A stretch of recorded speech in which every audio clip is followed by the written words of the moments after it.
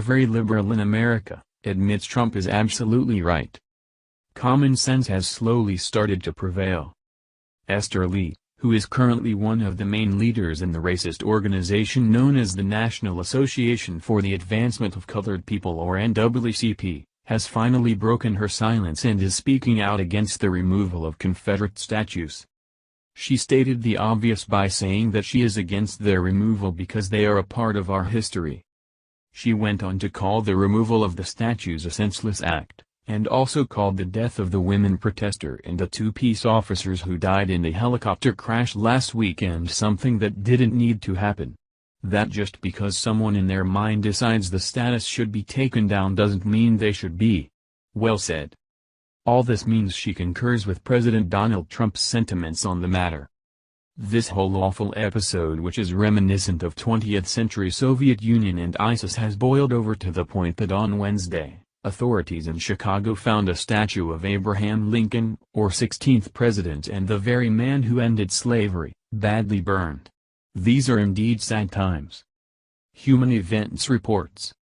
Top 10 examples of NAACP racism. The National Association for the Advancement of Colored People, NAACP, condemned the Tea Party movement last month for alleged bigotry within its ranks. The mainstream always seems extreme to extremists. As the following top 10 list demonstrates, the NAACP, a hotbed of political hotheads in recent years, isn't the best organization to be lecturing others about extremism. 10.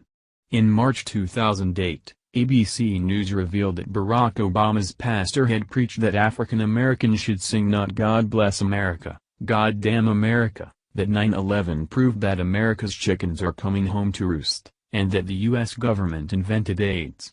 The following month, on April 28, 2008, the NAACP's Detroit chapter honored the relevant Jeremiah Wright as a keynote speaker at a massive dinner. 9. In 2000, the NAACP filed in amicus curiae a brief on behalf of Amiya Abu-Jamal, the former Black Panther who murdered a white police officer in 1981. "I shot the mother and I hope the mother dies," 3 witnesses heard a wounded Abu-Jamal exclaim in a Philadelphia hospital. 8.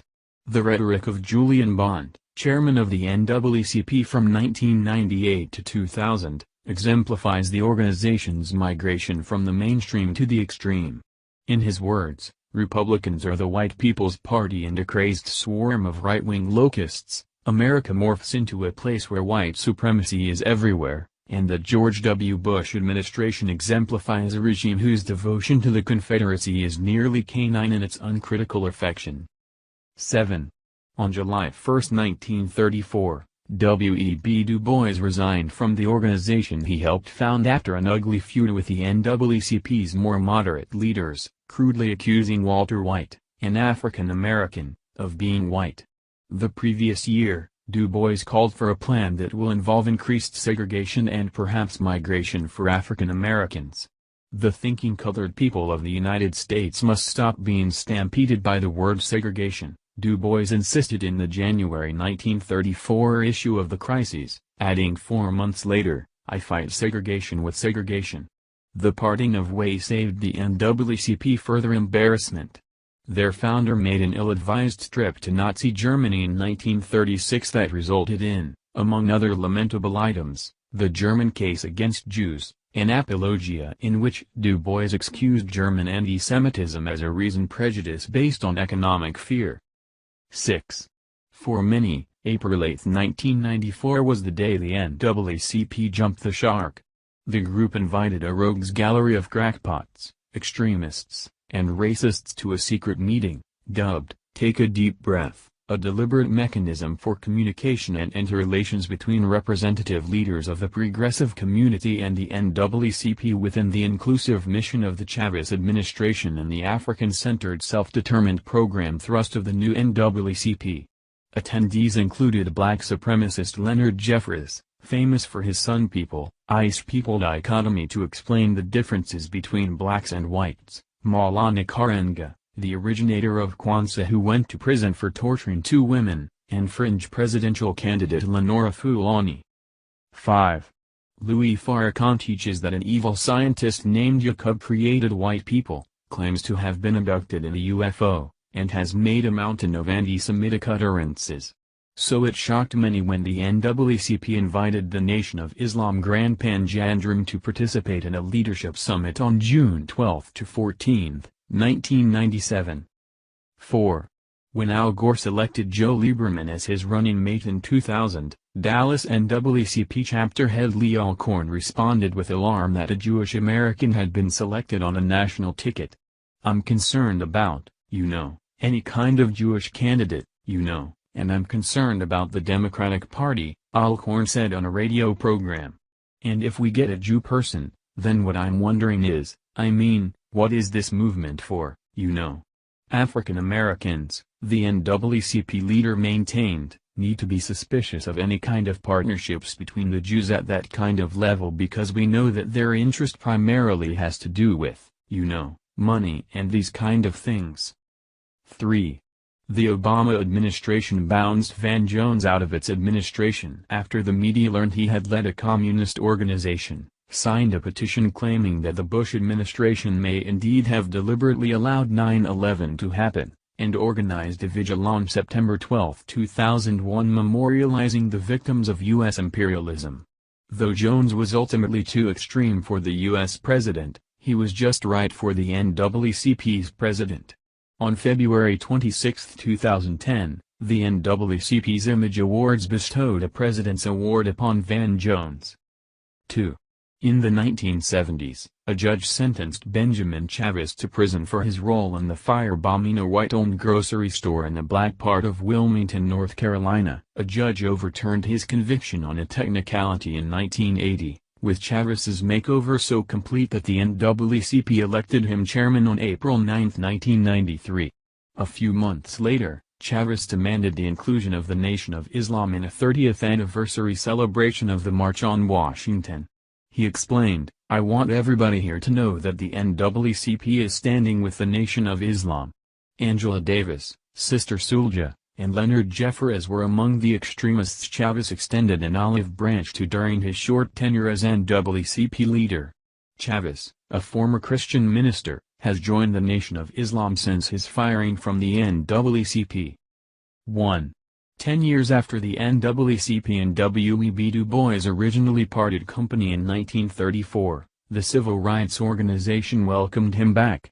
Whereas Du Bois's peculiar racial views led to the first parting, his support for communism led to the final parting in 1948.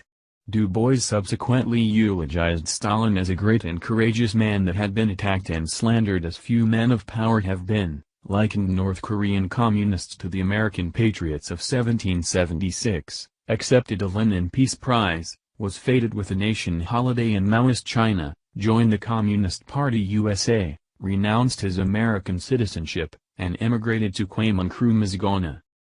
Rather than unnamed racists operating on the peripheries, or 6 degrees of separation logic that lamely attempts to project Texas extremism upon Y, the above examples involve the NAACP's official acts and duly elected leaders.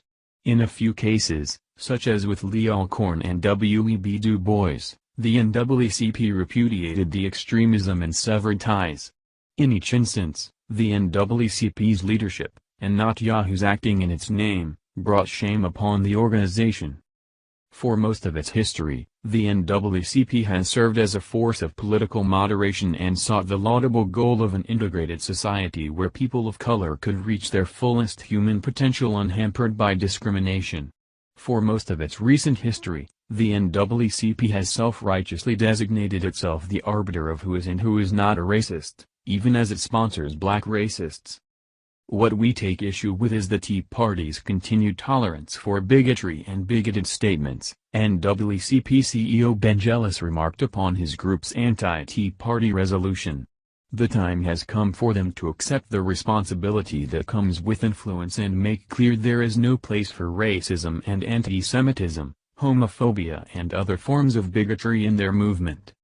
Isn't it time for the NAACP to accept responsibility for its own extremism?